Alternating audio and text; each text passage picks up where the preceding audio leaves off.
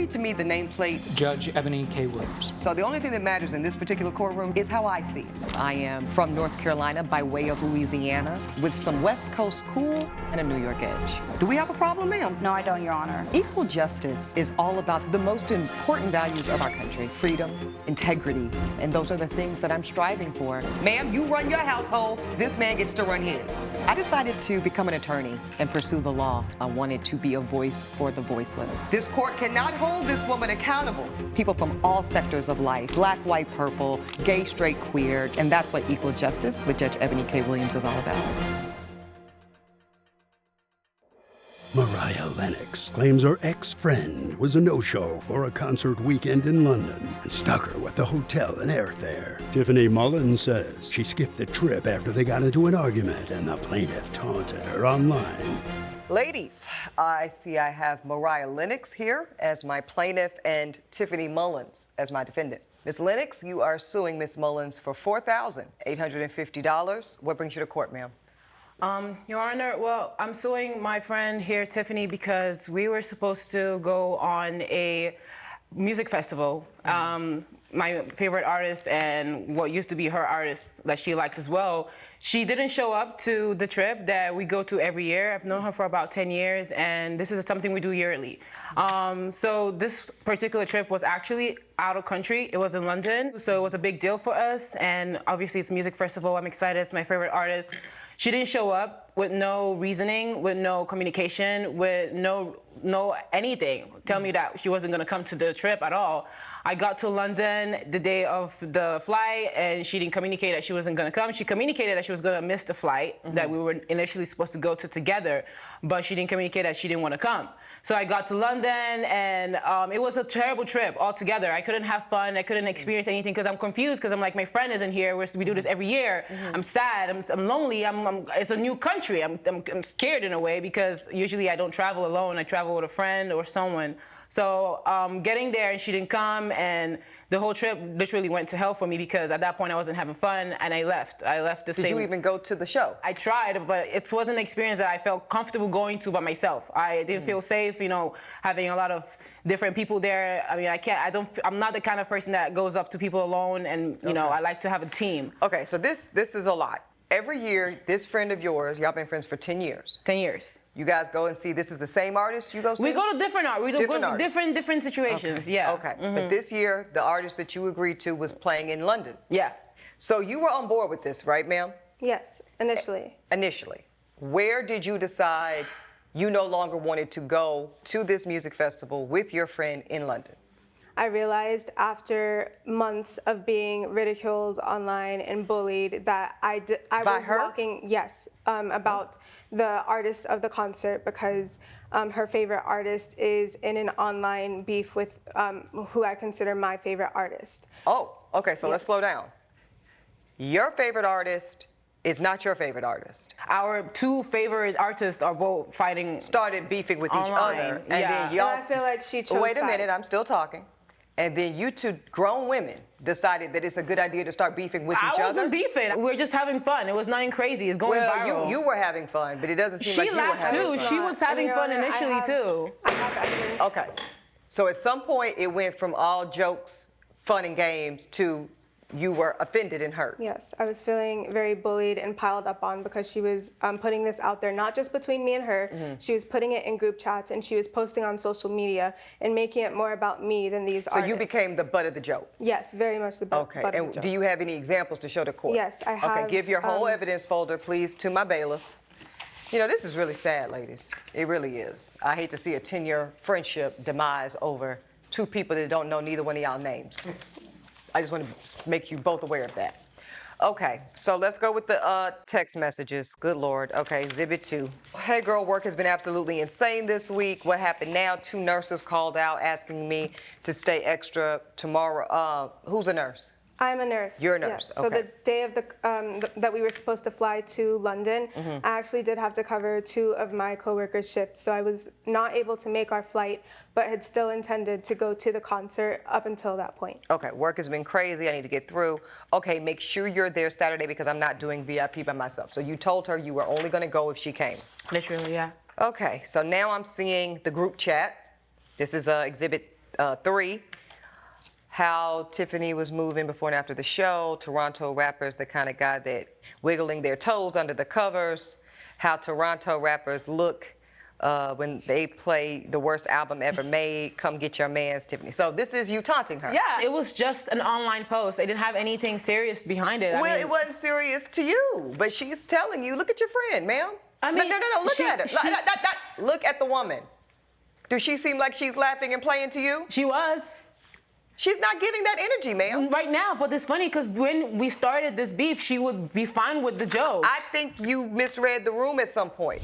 Coming up on Equal Justice. And you want all of it back? Yes, not ma'am. just her half? I feel like she has to pay for the whole experience because she like give me time to find someone else to fill up for her space, but she didn't. And later, Who is this man to you, sir? My landlord. I put all the furniture that was there onto the curb. And it was gone at some point? Exactly. At the end of the day, I kind of want my money back. if you'll be in the Los Angeles area and want to bring your case to court, call 1-888-552-6878.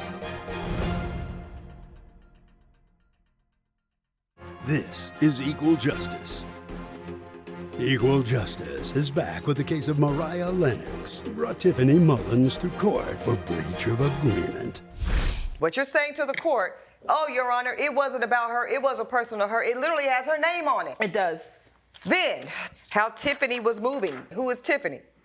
She's Tiffany. She's Tiffany. That's got Tiffany's name on it, showing her distraught and upset after the half. Come on now. Is this where it started to feel Yes, like bullying? it started to become more about me than about the music. So Yeah, I mean, everything is giving Tiffany. How many people were in this group chat? there were 5 people in the group chat, but someone who I liked was also in the group chat. So I thought it was Oh, like a romantic interest? Yes, I thought she was trying to embarrass me. She probably was. So let's talk about the money you're trying to recoup, ma'am, because you want to be financially reimbursed for money that you say you spent on what ended up being a trip from hell. Exactly. Yes, Your Honor. Okay. So the first thing you have submitted to me is the flight receipt. Yeah. So you spent $1,350 on the round trip No, airfare. that's the cost that I She spent. Yes. she bought the tickets for the flights in the Yes. hotel, and I spent money on the full experience, the VIP experience. Okay, so you're not asking for any money back. No. I Okay. have evidence here showing the tickets that I bought and everything that I sent her that she agreed to as well. Go ahead and give whatever evidence you have. Okay, thank you. I'll find it.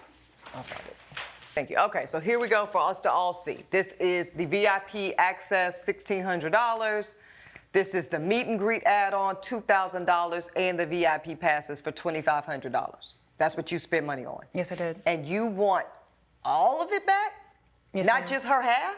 I mean, I feel like she has to pay for the whole experience because I was there and she could have she like give me time to find someone else to fill up for her space, but she didn't. What we do know is that you did not get on the flight as scheduled.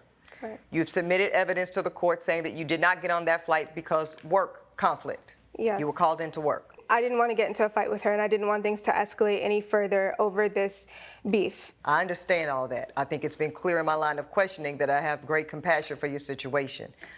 But when people are spending $5,000, that's what we call high stakes, particularly in this economy. I understand. So at some point, we do have a responsibility to use our words like big girls and communicate it is what it is. So you're telling the court, you know, Your Honor, at some point it didn't feel good to me anymore to be talked to, teased, picked on around this music beef. And at some point I started to feel bad about it, a little embarrassed. Maybe the jokes weren't such jokes. Why not be totally forthcoming and say, I don't even like how you're talking to me. I don't even like how you getting down in this group chat, sis. It's starting to feel like less of a joke and more of an opportunity for you to dig me in front of the so-called person that you know I have a crush on. Yeah, well, it's very much like I've laid out. I didn't feel like I could come to her with anything serious because she's an unserious person. She would have just joked or dismissed me. You know, maybe not though. I don't know that it's on you, ma'am, to determine how she takes it. That's not your responsibility. How she takes it is how she takes it. But her at least getting the information so that she could, I don't know, see if there's a refund opportunity. Maybe not. Maybe see if she could resell the VIP passes, the meet and greet passes, to someone else that was still on the ground at the concert. But I do think, despite what I do believe, man, was some very two-faced, slightly a little too far with the jabs and the digs. I think you did a whole lot with that, especially in a group chat setting. I still do believe you were owed a conversation or at least an explanation about why you decided to not go on the trip. Right. Okay? So your failure to give her any notice, let alone reasonable notice, that you were not going to join her on this trip is a problem. So now, as it relates to the business of this court, the $4,850 that you are requesting, I am going to assign some accountability and liability to the defendant, but not what you're asking. And I'm going to tell you why.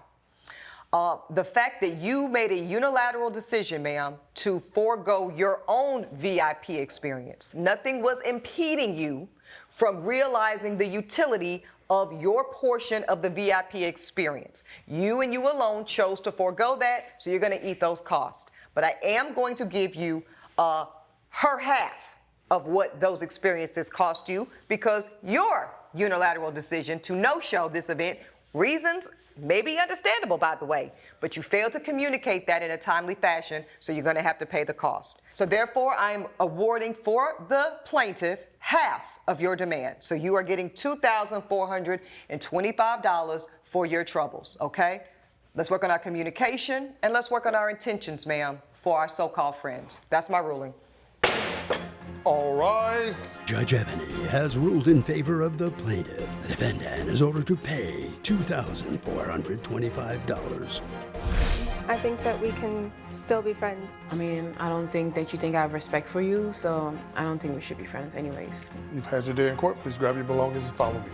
Coming up on Equal Justice. He threw out my couch basically before I was able to sell it to a friend who was going to purchase it the morning that he threw it away. And who is this man to you, sir? He is my landlord. You just threw his couch out for no reason. I think that's a bit of an unfair characterization of what happened. This is Equal Justice. Eric Paige claims a friend paid him $450 for his couch, but his landlord threw it away before it was picked up. James Reynolds says the plaintiff didn't comply with his deadline, so he moved it to the curb. I've got Eric Paige here as my plaintiff and James Reynolds as my defendant. Your Honor. Mr. Paige, I see you are suing Mr. Reynolds for $450. What brings you to court, sir? Brings me to court.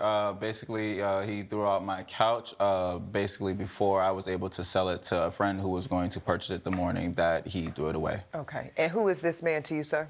He is my landlord. Okay. So you were renting some property from Yes. him? Okay. An apartment? Yes. Okay. And you said you were going to sell this couch. Where was the couch located? On the patio, on the back. So it was outside? Yes. So you were going to sell this sofa to a friend you had already identified? Yes. Okay. And why then would your landlord take it upon himself to do such a thing? That I've been trying to find out myself, but at the end of the day, I would say I kind of want my money back. Okay, well, let's get to you, Mr. Reynolds. What say you on this matter? He says that you just threw his couch out for no reason.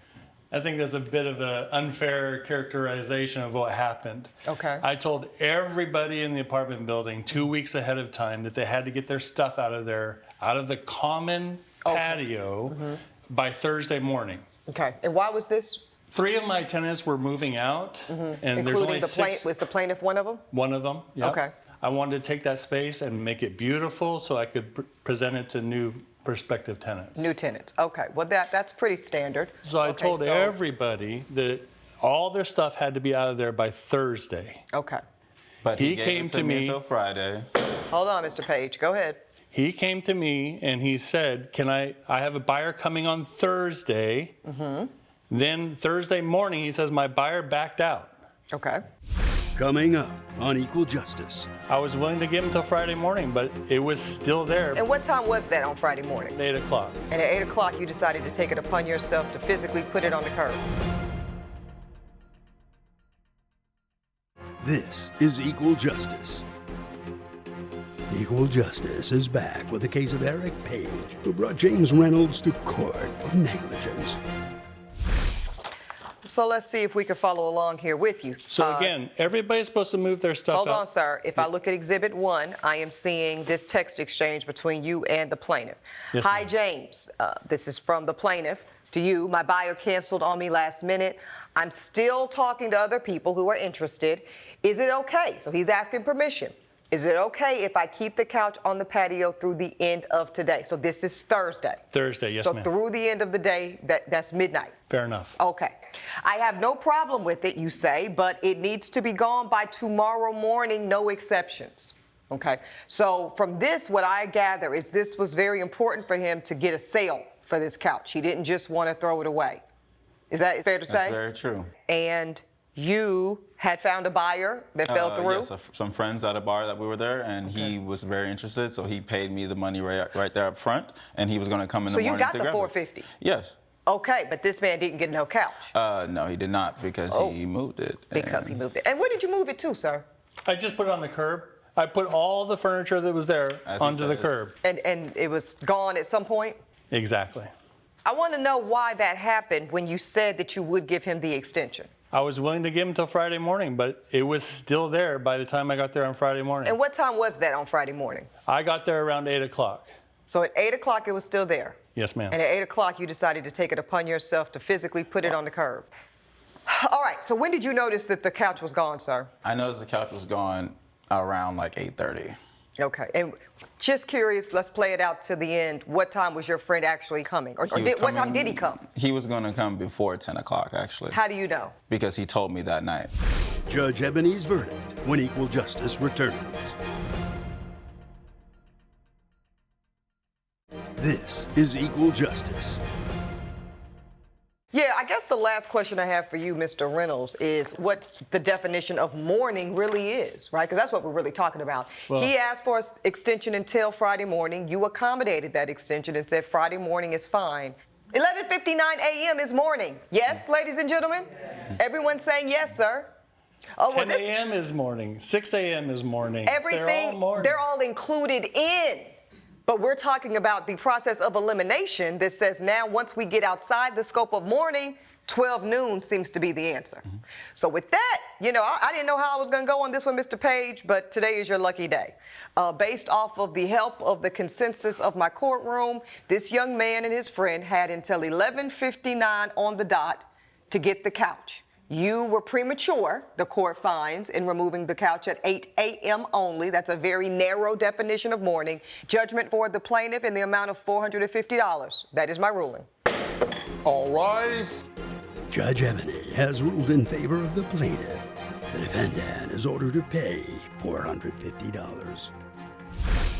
I don't even know what the judge was thinking. I mean, that's just ridiculous. That's crazy. Okay, sir. Well, all I said, I thought we had a friendship. Communication wasn't based on that, I guess. Okay, judge has made a ruling. Please grab your belongings and follow.